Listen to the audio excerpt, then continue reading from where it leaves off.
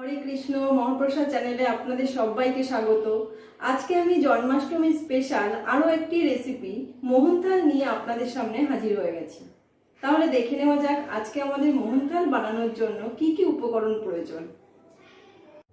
মোহনথাল বানানোর জন্য এখানে আমি এই মেজারিং কাপের 2 কাপ পরিমাণ বেসন নিয়ে নিয়েছি। এখানে এই কাপের হাফ কাপ পরিমাণ দেশি গাওয়া ঘি রয়েছে। এখানে একটুখানি দুধ রয়েছে। এই দুধটা কাঁচা দুধ নিলেও হবে, আবার একটু ফুটিয়ে নেওয়া দুধ নিলেও হবে। আজকে আমি এখানে ফুটিয়ে নেওয়া দুধ নিয়েছি। এখানে চিনি রয়েছে। এই মেজারিং কাপের 1 কাপ পরিমাণ আমি চিনি নিয়েছি। এখানে বাড়িতে তৈরি করে নেওয়া একটু ক্ষীর রয়েছে। আর এখানে রয়েছে একটু আমন্ড আর পেস্তা কুচি। আর এই সাইডের বাটিতে রয়েছে একটুখানি এলাচ গুঁড়ো। এবার আমি এই বেসনের মধ্যে এই চামচের 3 চামচ পরিমাণ দুধ দেব।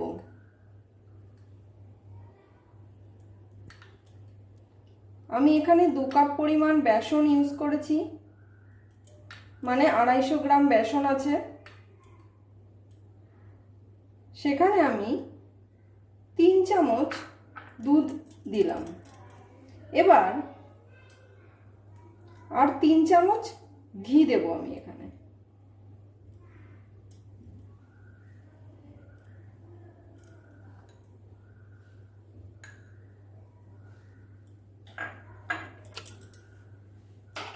এবার কাঁচা দুধ বা ফোটানো দুধ যাই হোক না কেন, এই দুধ আর ঘিয়ের সঙ্গে বেসনটাকে ভালো করে হাত দিয়ে মেখে নিতে হবে।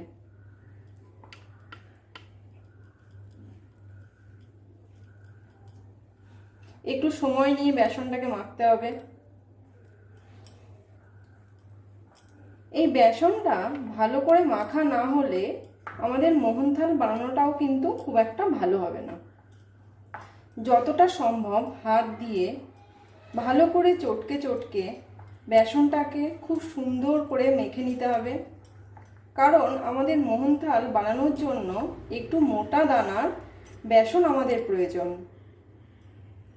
তাই মোটা দানার বেসন তৈরির জন্য এইভাবে খুব সুন্দর করে হাত দিয়ে মেখে নিয়ে তারপরে বেসনটাকে রেডি করতে হবে।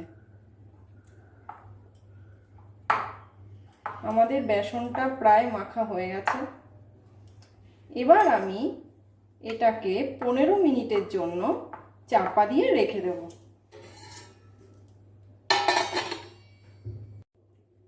15 মিনিট পরে আমি ঢাকাটা তুলে দেখব মোহনথালের জন্য আমাদের বেসন রেডি হয়েছে কিনা। 15 মিনিট ঢাকা দিয়ে রাখার ফলে আমাদের বেসন অনেকটা ফুলে গেছে। এবার বেসনটাকে ভালো করে 2 হাতের সাহায্যে এই যে দানা দানাগুলোকে একটু ভেঙে দিতে হবে। এরকম করে খুব সুন্দর করে 2 হাতের সাহায্যে বেসনের দানাগুলোকে ভালো করে ভেঙে দিতে হবে। দানাগুলো ভেঙে দেওয়ার পরে একটা চালনির সাহায্যে আমরা একটা পাত্রের মধ্যে এই বেসনটাকে চেলে নেব। এই আমি একটা পাত্র নিলাম। এবার এর মধ্যে আমি একটা ছাঁকনি বা চালনি, তার মধ্যে এই বেসনটাকে একটু একটু করে চেলে নেব।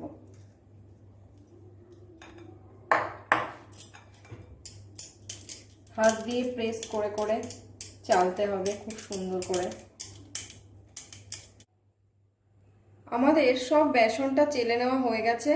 দেখুন মোহনথালের জন্য ঠিক এরকম মোটা দানার বেসন আমাদের লাগবে।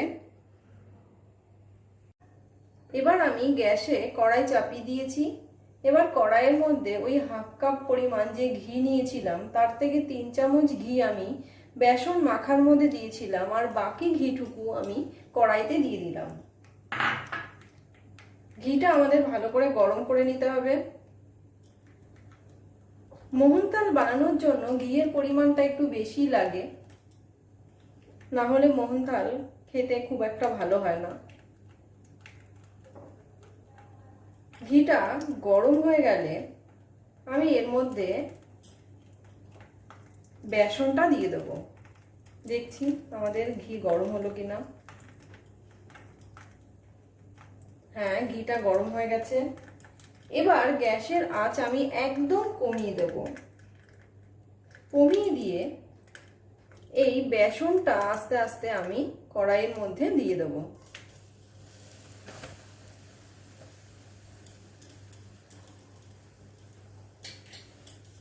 এবার ঘিয়ের সঙ্গে বেসনটাকে ভালো করে নেড়েচেড়ে মিশিয়ে নিতে হবে। গ্যাসের আঁচ কিন্তু কোনো পরিস্থিতিতেই মিডিয়াম বা বাড়িয়ে দেওয়া যাবে না, একদম লো করে মোহনথাল আমাদের রেডি করতে হবে। না হলে মোহনথালের কালার কিন্তু চেঞ্জ হয়ে যাবে, দেখতে খুব একটা ভালো লাগবে না। তাই আমি যতটা সম্ভব কমিয়ে কমিয়েই আজকে মোহনথাল বানাবো।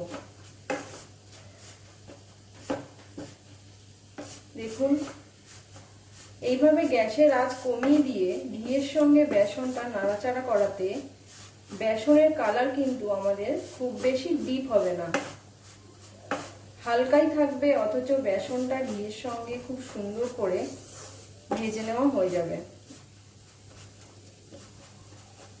এরকম করে আমি 10 মিনিট বেসনটা ঘিয়ের সঙ্গে ভালো করে নাড়াচাড়া করে ভেজে নেব।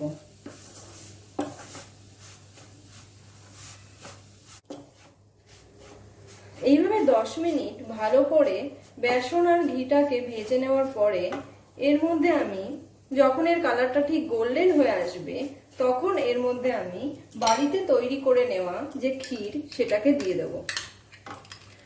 আপনাদের কাছে যদি ক্ষীর না থাকে তাহলে সেক্ষেত্রে মালাই বা দুধের সর ব্যবহার করতে পারেন।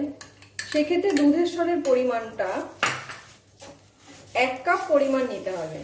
আর যদি তাও আপনাদের কাছে না থাকে তাহলে বাজার থেকে কেনা মিল্ক মেড সেক্ষেত্রে দিতে পারেন। আমি এবার ক্ষীরের সঙ্গে বেসনটাকে ভালো করে মিশিয়ে নেব। দেখুন, এখন কিন্তু বেসনের কালারটা আমাদের একটু ডিপ হয়ে এসছে, তার মানে বেসনটা আমাদের ঠিকঠাক সুন্দর করে ভাজা হয়ে গেছে। যদি বেসনটা ভালো করে ভাজা না হয় তাহলে বেসন থেকে কিন্তু একটা কাঁচা গন্ধ বেরোবে, আর এই মোহনথালটা খেতে খুব একটা ভালো হবে না। এইভাবে খুন্তি দিয়ে চেপে চেপে ক্ষীরের সঙ্গে বেসনটাকে ভালো করে মিশিয়ে দিতে হবে। এরকম অন্তত 5-6 মিনিট ধরে নাড়াচাড়া করতে হবে ক্ষীরের সঙ্গে বেসনটা যাতে ভালো করে মিশে যায়।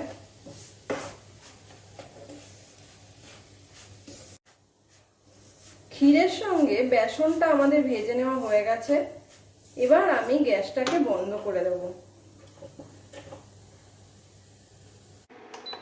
অন্যদিকে ইন্ডাকশনে আমি একটা চিনির সিরাপ তৈরি করে নেব, যার জন্য আমি একটা ডেচকি এখানে বসিয়ে দিয়েছি। এবার এর মধ্যে আমি এই মেজারিং কাপের 1 কাপ পরিমাণ চিনি নিয়েছি, সেটা আমি এর মধ্যে দিয়ে দেব। একটু কমিয়ে দেব ইন্ডাকশনে। এবার 1/2 কাপ পরিমাণ জল আমি এর মধ্যে দিয়ে দেব।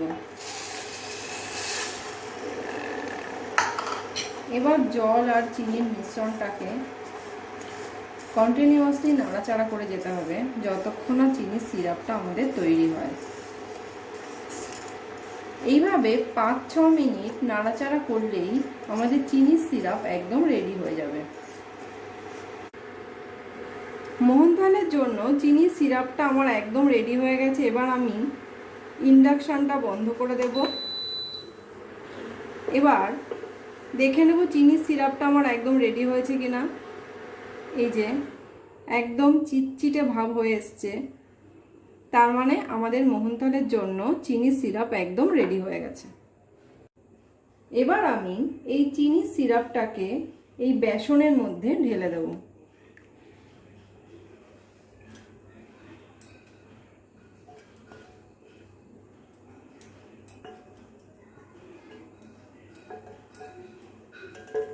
এবার এর মধ্যে একটু এলাচ গুঁড়ো ছড়িয়ে দেব।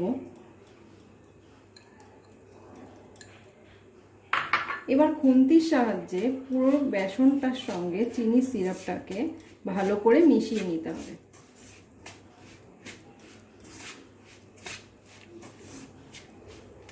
এরকম খুব সুন্দর করে চিনি সিরাপের সঙ্গে বেসনটা যাতে ভালো করে মিশে যায় সেটা খেয়াল রাখতে হবে।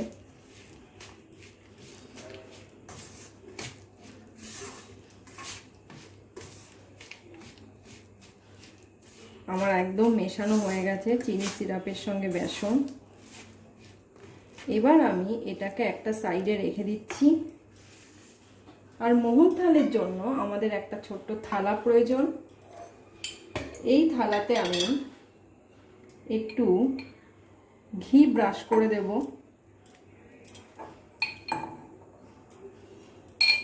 খুব ভালো করে থালার চারপাশে ঘিটা আমাদের লাগিয়ে দিতে হবে।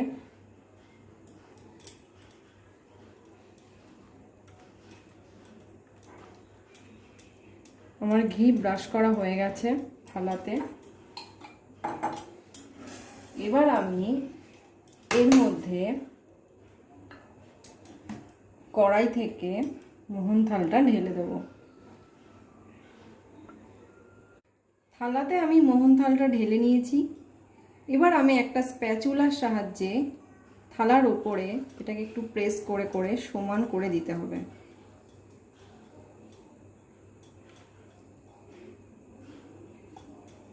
খুব সুন্দর করে সমান করতে হবে যেন চারপাশটা খুব ভালো করে সমান হয়ে যায়। এবার আমি এর ওপরে একটু আমন্ড আর পেস্তার যে কুচিটা ছিল সেটাকে ছড়িয়ে দেব।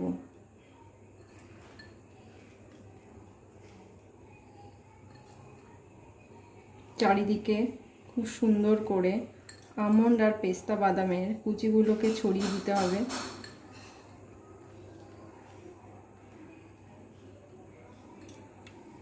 এইভাবে ছড়িয়ে দেওয়ার পরে আবার একটু এটা প্রেস করে দিতে হবে মোহন থালের ওপরে, যাতে এগুলো খুব সুন্দর করে একটু বসে যায় বেসনের সঙ্গে।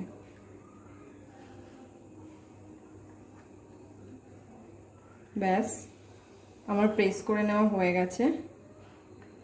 এবার এইভাবে থালাটাকে ওভারনাইট রাখতে পারলে খুবই ভালো হয়। আর যদি আপনাদের সময় খুব কম থাকে তাহলে অন্তত 2-3 ঘন্টা এটাকে সেট হওয়ার জন্য রেখে দিতে হবে। 3 ঘন্টা বাদে আমাদের মোহন থাল এখন একদম রেডি হয়ে গেছে। এবার আমি একটা ছুরির সাহায্যে এই মোহন থালটাকে বরফি আকারে কেটে কেটে একটা প্লেটে তুলে নেব।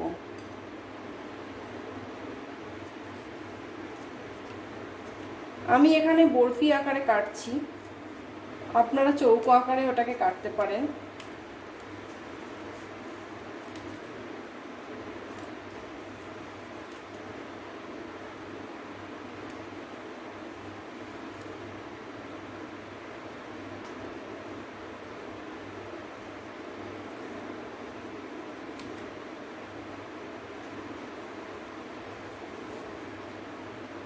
এরকম বরফি আকারে কেটে মোহনথালগুলোকে আমি একটা প্লেটে তুলে নেব। আমি মোহনথালগুলোকে সব একটা প্লেটে তুলে নিয়েছি। এবার আমি এটা ভগবানকে নিবেদন করব। আমার এই মোহনথালের রেসিপিটি আপনাদের যদি ভালো লেগে থাকে তাহলে বাড়িতে অবশ্যই এটি বানাবেন এবং আমাকে জানাবেন কেমন হলো। আর আমার চ্যানেলটিকে অনুগ্রহ করে সাবস্ক্রাইব করবেন, পাশে থাকা বেল আইকনটি প্রেস করবেন যাতে নতুন কোনো রান্না দিলে তার নোটিফিকেশান আপনাদের কাছে পৌঁছে যায়। ভিডিওটি দেখার জন্য অসংখ্য ধন্যবাদ। হরে কৃষ্ণ।